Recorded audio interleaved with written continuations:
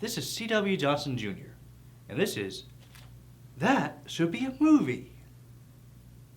Hello, thanks for watching today's episode of That Should Be a Movie.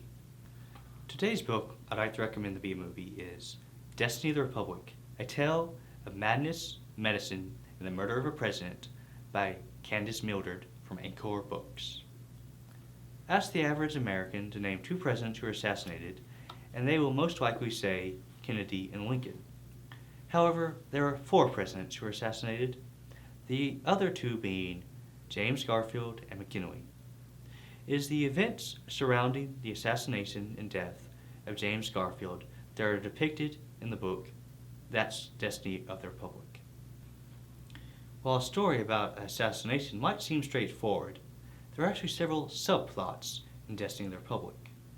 Naturally, there is the story of Charles Julius Gattu, the man who shot Garfield. Was he just an insane person angry over not getting a political appointment? Or was he a stooge of Roscoe Conklin, a powerful politician who was in league with Garfield's own vice president, Chester A. Arthur, in efforts to sabotage reform efforts by Garfield of the political appointed system in the famous Stewards and Half-Breeds debate.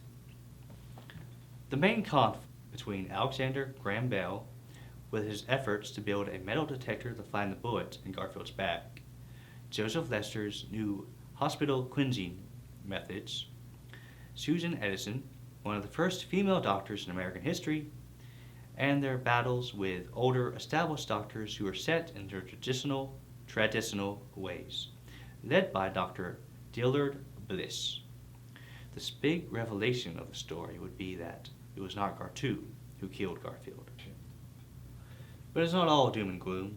There's a love story between Garfield's daughter, Mary Molly Garfield, and his personal secretary, Joseph Stanley Brown, who for some reason makes me think of Joseph Levitt Gordon.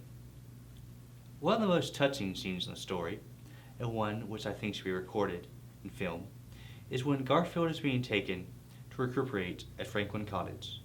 2,000 average citizens show up to help lay down railroad track for the train taking the president to the cottage. And when the tracks can't make it to the front door, average citizens help push the train uphill.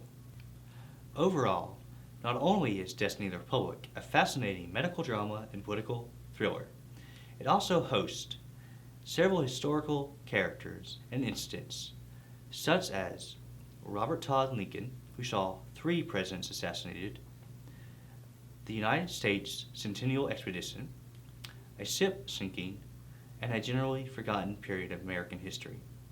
All these things and many more is why I think Destiny of the Republic should be a movie.